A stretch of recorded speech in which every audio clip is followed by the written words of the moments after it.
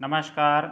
आज हम पढ़ेंगे कक्षा 8 गणित की प्रश्नावली 9.1 के प्रश्न संख्या 10 को। चलिए आज की क्लास को स्टार्ट करते हैं। उससे पहले आप इस वीडियो को लाइक, चैनल को सब्सक्राइब जरूर करिएगा। तो देखिएगा प्रश्न संख्या 10 में आपको कहा जा रहा है एक पंचभुज आकार का बगीचा है, जैसा कि आकृति में दर्शाया गया है। यहाँ पे आप देख सकते हो। इसका क्षेत्रफल ज्ञात करने के लिए ज्योति और कविता ने इसे दो विभिन्न तरीकों से विभाजित किया। दोनों तरीकों का उपयोग करते हुए इस बगीचे का क्षेत्रफल ज्ञात कीजिए। क्या आप इसका क्षेत्रफल ज्ञात करने की कोई और विधि बता सकते हो? देखिएगा साथियों, ये प्रश्न आपके बहुत ही ज़्यादा सरल है। आइएगा बिल्कुल सिंपल तरीके से अब हम इस प्रश्न को सॉल्व करते हैं। तो सबसे पहले यहाँ पे हम लिखेंगे हल।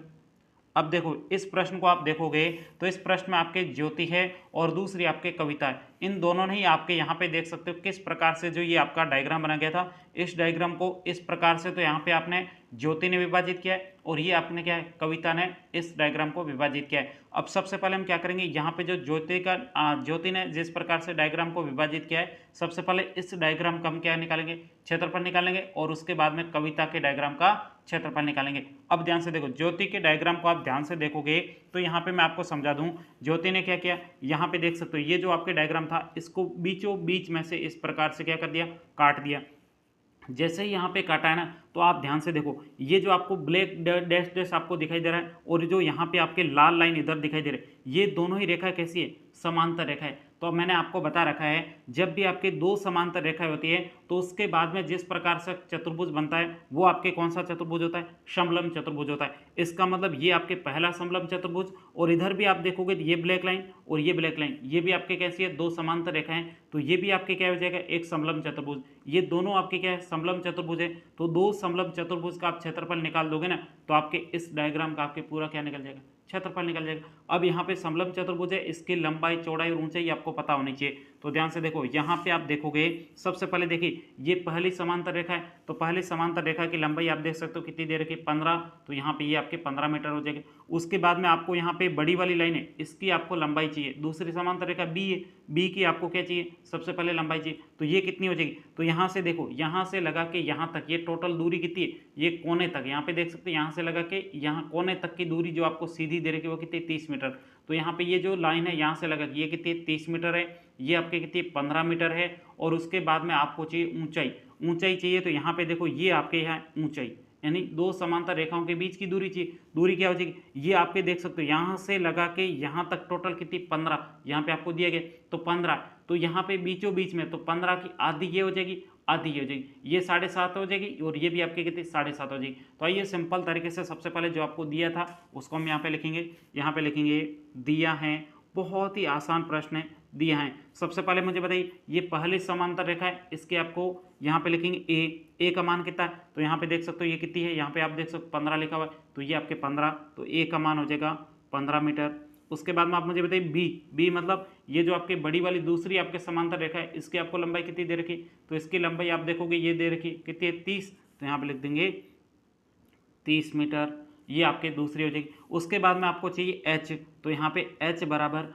एच का मतलब आपके क्या है, दोनों समांतर रेखाओं के बीच की दूरी। तो बताइए ये कितनी है, टोटल आपके 15 है, तो 15 में से ये आधी और ये आधी कितना हो जाए, 7.5। तो यहाँ पे लिख देंगे 7.5 या 15/2 कहो या फिर 7.5 कहो, ये 7.5 हो जाएगी। आई बात समझ में। अब सिंपल तरीके से यहाँ पे आपको पता है कितने समलंब है, दो समलंब है, और समलंब के क्षेत्रफल का सूत्र तो आपको पता ही है, 1/2 कोष्टक a + b गुणा एच होता है। तो यहाँ पे सिंपल तरीके से सूत्र के माध्यम से हम इस डायग्राम का क्या निकालेंगे, क्षेत्रफल निकालेंगे। तो यहाँ पे हम लिखेंगे ये पहला डायग्राम है, फिर हम आपके ज्योति का पहले निकाले, फिर हम किसका निकालेंगे, कविता का, और फिर अन्य तरीका निकालेंगे। तो सबसे पहले लिखेंगे ज्योति के तरीके से, ज्योति के तरीके से, ज्योति के तरीके से पंचभुज का क्षेत्रफल, पंचभुज का क्षेत्रफल। बताइए यहाँ पे आगे जगह नहीं है तो यहाँ पे लिख देता हूँ बराबर।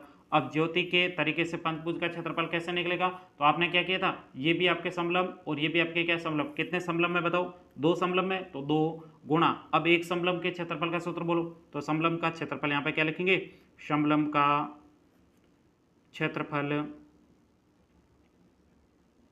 अब देखो बराबर 2 की जगह 2, अब 2 यदि 1 का पता चल जाए, 2 पेन का मूल्य बता सकते हैं। जैसे मैं आपको कहूँ 5 पेन का आपको मूल्य बताना, एक पेन का मूल्य कितना 6 रुपये, तो आपने क्या किया 5 का गुणा 6 से किया, क्योंकि एक पेन का मूल्य 6 रुपये था, तो 5 छंग 30 हो जाए 30 रुपये। इसी प्रकार से एक समलंब का क्षेत्रफल है, इसको 2 से गुणा करेंगे कितने समलंब क्षेत्रफल आ जाएगा 2 का आ जाएगा। तो यहाँ पे 2 ही आपके समलंब थे, एक और ये दूसरा, तो यहाँ पे सबसे पहले 2 का गुणा कर दिया इस समलंब के क्षेत्रफल से। बताइए समलंब के क्षेत्रफल का सूत्र बोलो, 1/2 कोष्टक a प्लस बी गुणा आपकी क्या था h। तो जल्दी से 2 की जगह यहाँ पे आप देख सकते हो 2 और 2 कट रहे, ये 2 और ये 2 कट जाएंगे, तो शेष आपके क्या बचा 1 बचा। 1 का गुणा इस पूरे से करेंगे वापस वही आएगा। अब यहाँ पे a का मान बताइए, a का मान ये रहा आपके कितना 15, तो 15 प्लस आपके b का मान ये रहा 30 गुणा h का मान ये रहा 7.5, तो यहाँ पे 7.5 हो जाएगा। अब सिंपल 15 और 30 आपके कितना हो जाएगा 45, तो यहाँ पे लिख देंगे 45 गुणा 7.5। जल्दी से आपको 45 का गुणा सबसे पहले क्या कर दो 75 से कर दो और फिर एक स्थान बाद क्या लगा दो पॉइंट लगा दो। तो यहाँ पे गुणा आपको नहीं आता, तो यहाँ पे मैं करके बता देता हूँ। 45 जल्दी से गुणा करूँगा, आपको गुणा तो आता ही है। 45 गुणा 75 5 25 हासिल का 2 5 20 और 2 22 हो जाएगा, गुणा का निशान 7 पंजे 35 हासिल का 3 7 चौक 28 28 और 3 आपके 31 5 7 3 और ये आपके 3। अब कितने स्थान बाद पॉइंट था, तो देखो यहाँ पे इसमें एक स्थान बाद पॉइंट था, एक स्थान बाद पॉइंट लगा देंगे, तो 337.5 आपके क्षेत्रफल आ गया। 337.5 मीटर स्क्वायर में ये आपके हमने पहले ज्योति के अनुसार जो आपके डायग्राम को विभाजित किया था उसका क्षेत्रफल निकाल दिया, कितना आया 337.5 मीटर स्क्वायर। अब सिंपल तरीके से हम क्या करेंगे, यहाँ पे आपको दूसरा कहा गया था कि कविता के तरीके से इसका क्षेत्रफल निकालना है। तो देखो कविता ने किस प्रकार से डायग्राम को विभाजित किया है, अच्छे से देखो।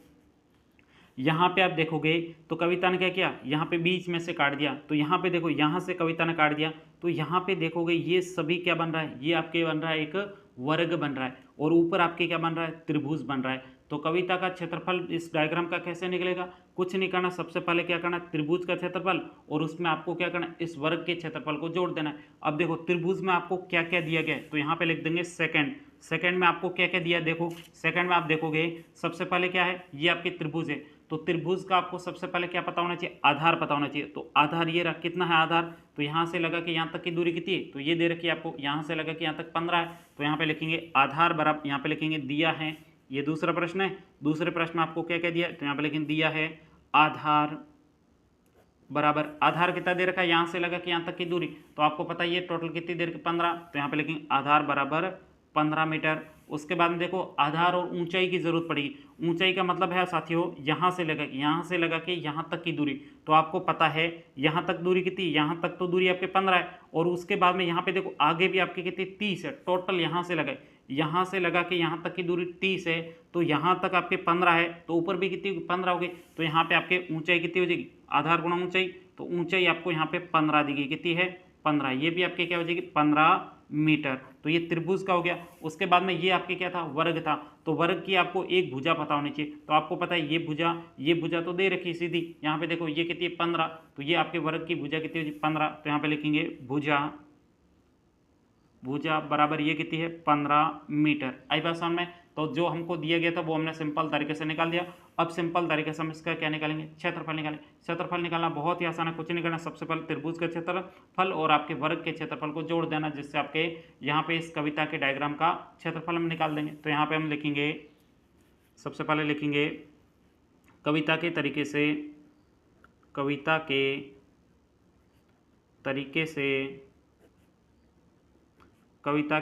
से पंचभुज का क्षेत्रफल, अब आगे जगह नहीं तो यहाँ पे लिख देंगे बराबर। अब कविता के तरीके से पंचभुज का क्षेत्रफल कैसे निकलेगा, बहुत ही सिंपल है। सबसे पहले में क्या करना है, सबसे पहले मैं बहुत ही सिंपल तरीके से यहाँ पे जो आपको दे रखा है त्रिभुज का क्षेत्रफल और वर्ग का क्षेत्रफल, तो यहाँ पे लिखेंगे त्रिभुज का क्षेत्रफल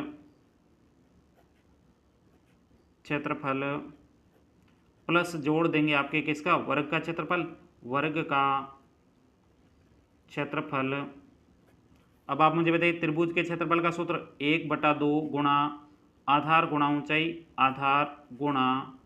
ऊंचाई, तो ये आपके यहाँ पे हो गया त्रिभुज का क्षेत्रफल। वर्ग के क्षेत्रफल का सूत्र क्या, भुजा स्क्वायर, तो यहाँ पे लिख देंगे भुजा स्क्वायर। ओके, अब यहाँ पे मुझे बताइए 1/2 की जगह 1/2 आधार, त्रिभुज का आधार मतलब ये आपके कितना दे रखा है, यहाँ पे आधार हमने यहाँ पे लिख रखा है कितना 15, तो यहाँ पे लिख देंगे 15 गुणा ऊंचाई, ये रही आपकी कितनी 15, तो यहाँ पे 15 प्लस यहाँ पे भुजा, तो यहाँ पे आपको पता है ये भुजा कितनी है वर्ग की भुजा 15 है, तो यहाँ पे 15 और उसके ऊपर स्क्वायर है तो यहाँ पे स्क्वायर लगा देंगे।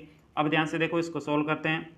यहाँ पे देखो 15 का गुणा 15 से, 15 का गुणा 15 से मतलब 15 का वर्ग 225, 225 का गुणा 1 से करेंगे तो ये आपके 225 बटे आपके 2 दिया गया है। उसके बाद में प्लस, अब यहाँ पे 15 का वर्ग कितना होता है 225, तो यहाँ पे 225 लिख देंगे। अब सिंपल तरीके से यहाँ पे 225 में 2 का भाग 2, 2 में 2 का भाग 1 बार जाएगा, 2 में 2 का भाग 1 बार जाएगा, 4 में 2 का भाग 2 बार जाएगा, शेष आपके 1 बचेगा, 1 के बाद में आपके क्या लग जाएगा पॉइंट लग जाएगा और 10 हो जाएगा, 10 में आपके 2 का भाग कितने बार जाएगा 5 बार, प्लस आपके 225 दिए गए। अब सिंपल तरीके से इसको आगे सोल्व करना है, तो ध्यान से देखो सबसे पहले देखोगे यहाँ पे 225 में 112.5 जोड़ना है, तो यहाँ पे पॉइंट को अलग से लिख दो, ये अलग, फिर 5 और 2 आपके कितना 7, 2 और 1 कितना 3, 2 और 1 कितना 3, तो ये भी आपके कितना आ गया 337.5 मीटर स्क्वायर। ये आपके किसका क्षेत्रफल था, ये आपके कविता के डायग्राम के अनुसार हमने यहाँ पे क्षेत्रफल निकाल लिया। दोनों का क्षेत्रफल समान ही आएगा क्योंकि यहाँ पे देख सकते हो ये आपके क्या है ज्योति के अनुसार क्षेत्रफल कितना 337.5 मीटर स्क्वायर है, और इसी प्रकार से ये आपकी कविता का था, तो कविता का भी उत्तर सेम टू सेम आएगा, बस उसने क्या डायग्राम को अलग तरीके से विभाजित किया था लेकिन क्षेत्रफल तो समान ही आएगा। तो इसका भी क्षेत्रफल कितना है 337.5 मीटर स्क्वायर। अब आपको कहा गया था प्रश्न में कोई अन्य तरीका बता सकते हो, कोई और विधि है जिससे आप इसका क्षेत्रफल निकाल सकते हो, और भी विधि है, तो यहाँ पे लिखेंगे थर्ड में आप किस प्रकार से क्षेत्रफल निकालोगे, इसके लिए यहाँ पे मैंने एक अलग से आपके लिए डायग्राम बना रखा है। देखो साथियों यहाँ पे आप जैसे ही देखोगे तो यहाँ पे देखो सबसे पहले इस प्रकार से आपका डायग्राम बना गया था। इस डायग्राम को मैंने क्या कर दिया, यहाँ से भुजा और यहाँ से भुजा को आगे बढ़ाया, ये देखो यहाँ पे डैश डैश लगे हुए, ये भुजा को यहाँ पे आगे बढ़ाया और उसके बाद में यहाँ से यहाँ तक इसको मिला दिया। जैसे ही मिलाया ये देखोगे लाल वाली लाइनें दिख रही, ये आपको कैसा दिख रहा है आयत दिख रहा है, तो ये पूरा क्षेत्रफल क्या कर दो, आयत का पूरा क्षेत्रफल निकाल दो। आयत के क्षेत्रफल में से ये खाली जगह और ये खाली जगह घटा दो, तो आपके यहाँ पे किसका इस पंचभुज का आपके क्षेत्रफल निकल जाएगा। अब देखो यहाँ पे ये क्या बन रहा है त्रिभुज, ये भी क्या बन रहा है त्रिभुज, दोनों त्रिभुज समान है। अब इनको यहाँ पे दिया क्या क्या है वो आपको यहाँ पे मान लिख देना है। तो सबसे पहले देखिएगा यहाँ पे आयत है, यहाँ से लगा कि यहाँ तक की दूरी, तो आपको ये दे रखी कितनी, यहाँ से लगा कि यहाँ तक की पूरी दूरी कितनी है 15, तो यहाँ पे आयत की लंबाई तो आपके आ गई कितनी 15। उसके बाद में आप देखोगे यहाँ पे आयत की चौड़ाई, तो ये आपके क्या आयत की चौड़ाई, तो यहाँ पे देखो आयत की चौड़ाई ये दे रखी कितनी 15, तो ये भी आपके कितनी आयत की चौड़ाई कितनी होगी 15। उसके बाद में आप देखोगे यहाँ पे ये भी आपके आयत की चौड़ाई, तो ये आपकी कितनी होगी 15। अब यहाँ पे आपको त्रिभुज के लिए आपको क्या चाहिए आधार और ऊंचाई चाहिए, तो देखिए त्रिभुज यहाँ पे इस प्रकार से डायग्राम को यहाँ पे घुमा दो, तो यहाँ पे आपके क्या बन रहा है ये त्रिभुज बन रहा है, यहाँ से लगा के यहाँ तक ये त्रिभुज बन रहा है। अब इस त्रिभुज का ये क्या है आधार, तो बताइए ये टोटल दूरी कितनी है 15, तो 15 में से यहाँ तक आधी दूरी कितनी हुई 7.5, तो यहाँ पे लिख देंगे 7.5 हो जाएगा। ये आपके त्रिभुज की क्या हो गया आधार हो गया। और ये त्रिभुज की ऊंचाई है, तो ये ऊंचाई कितनी हो जाएगी, तो आपको पता है यहाँ तक की दूरी क्या है, पूरी दूरी तो आपके कितनी है 30 है, कितनी है 30 है, 30 में से यहाँ तक से लगा कि यहाँ तक दूरी आपकी कितनी हो जाएगी 15 हो जाएगी। और टोटल आपके देखोगे यहाँ पे ये पूरी दूरी कितनी है, तो यहाँ पे ये देख सकते हो पूरी दूरी कितनी है 30, तो यहाँ पे लिख देंगे 30 हो जाएगा। और यहाँ तक की दूरी आपकी कितनी 15, ये ऊंचाई हो जाएगी। तो ये दोनों ही आपके क्या त्रिभुज बराबर है। तो यहाँ पे जो दिया गया था उसको हम सिंपल तरीके से यहाँ पे लिखेंगे, तीसरे प्रश्न में लिखेंगे दिया है, ये अन्य तरीका है उसमें निकाले दिया है। अब बताइए यहाँ पे आपको चाहिए थी आयत की लंबाई, बताइए आयत यहाँ से लगा के यहाँ तक कितना है, तो आपने डायग्राम के अंदर भी देखा होगा, यहाँ पे देखो डायग्राम के अंदर ये देखो कितना है, यहाँ पे टोटल 30 है, तो ये पूरी दूरी भी क्या हो जाएगी, यहाँ बिंदु तक लिया हमने, यहाँ पे देखो ये बिंदु है, यहाँ बिंदु तक और यहाँ पे बिंदु तक की दूरी टोटल कितनी 30, तो यहाँ पे लिखेंगे आयत की लंबाई, तो यहाँ पे लिख देंगे लंबाई बराबर कितनी है 30 मीटर। उसके बाद में आयत की चौड़ाई, तो यहाँ पे देखो ये दूरी कितनी 15, तो यहाँ पे लिखेंगे चौड़ाई बराबर कितनी 15 मीटर, तो ये आपकी चौड़ाई होगी 15 मीटर। और आपको क्या चाहिए त्रिभुज का आधार ऊंचाई, तो यहाँ पे देखो ये आपके त्रिभुज है, अब त्रिभुज का आधार कितना है, तो यहाँ पे आधार आप देख सकते हो 7.5 मीटर, तो यहाँ पे लिख देंगे आधार बराबर कितना है 7.5 मीटर।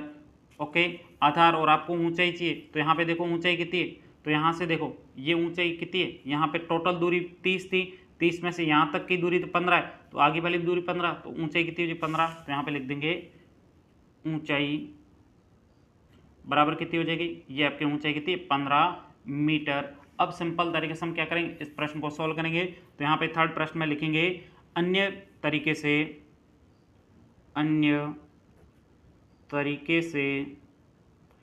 तरीके से पंचभुज का क्षेत्रफल बराबर। अब इसका क्षेत्रफल कैसे निकलेगा, तो आपको पता है कुछ नहीं करना है। सबसे पहले क्या करेंगे, आयत का क्षेत्रफल प्लस दो त्रिभुज थे, दोनों त्रिभुज का क्षेत्रफल आयत में से घटा देंगे। तो यहाँ पे देखो, यहाँ पे लिखेंगे आयत का क्षेत्रफल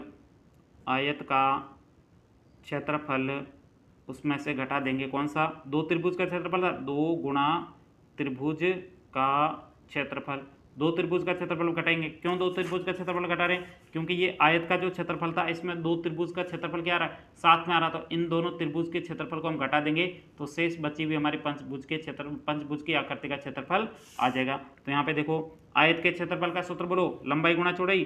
तो ये लंबाई गुणा ये हो जाएगा आपके चौड़ाई, ठीक है, चलो लिखिए, ठीक है। उसके बाद -2 गुणा त्रिभुज का क्षेत्रफल 1/2 गुणा आधार गुणा आपके क्या होता है ऊंचाई, तो आधार गुणा ऊंचाई लिख दिया।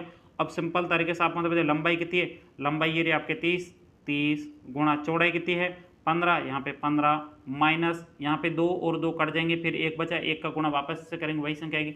अब आधार बताइए, आधार ये रहा 7.5 गुणा ऊंचाई बताइए कितनी 15, तो यहाँ पे लिख देंगे 15। अब सिंपल तरीके से इसको आगे सोल्व करो, 15 गुणा 0 से 0, उसके बाद 15 तिया 45, ये 450 आ गया, माइनस अब यहाँ पे देखो 15 का गुणा 5 से 15 5 75 का आपके कितना जी 5 हासिल का 7 चला जाएगा, फिर 15 7 105 और 7 112, कितना हो जाएगा 112, फिर कितने स्थान बाद पॉइंट है, एक स्थान बाद है, तो यहाँ पे एक स्थान बाद पॉइंट लगा देंगे। अब सिंपल तरीके से आपको क्या करना है, 450 में से आपको कितना घटाना है 112.5 घटाना है। तो घटाना बहुत ही सिंपल है, यहाँ पे आप जाओ, सबसे पहले देखिए पॉइंट वाली संख्याओं को घटाना सीखना है। तो यहाँ पे क्या लगा दो 450 0.0 लगा दो, कुछ भी नहीं था मतलब 0.0 लगा दो, घटाना क्या है 112.5 घटाना है, तो यहाँ पे लिख दो 112.5 है। अब देखो यहाँ पे 0 में से 5 जाएगा नहीं, तो यहाँ से उधार लिया, यहाँ पे इसके पास भी कुछ नहीं था, यहाँ से उधार लिया, यहाँ पे बचा 4, यहाँ पे कितने हो गए 10 में से एक उधार इसको दे दिया, तो यहाँ पे बचे 9, और यहाँ पे कितने हुए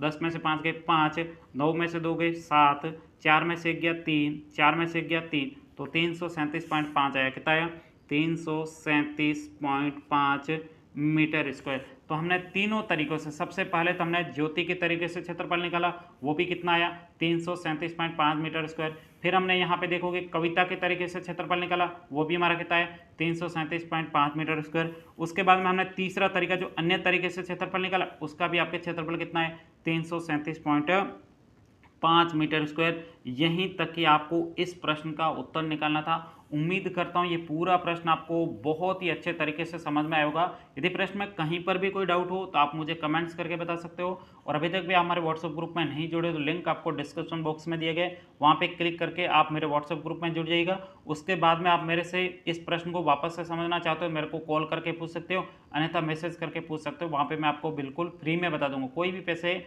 नहीं लेता हूँ, मैं आपको बहुत ही अच्छे तरीके से वहाँ पर भी समझा दूंगा। तो आप व्हाट्सएप ग्रुप में ज़रूर जुड़िएगा। अब हम मिलते हैं अगली क्लास में अगले प्रश्न के साथ, तब तक के लिए जय हिंद जय भारत।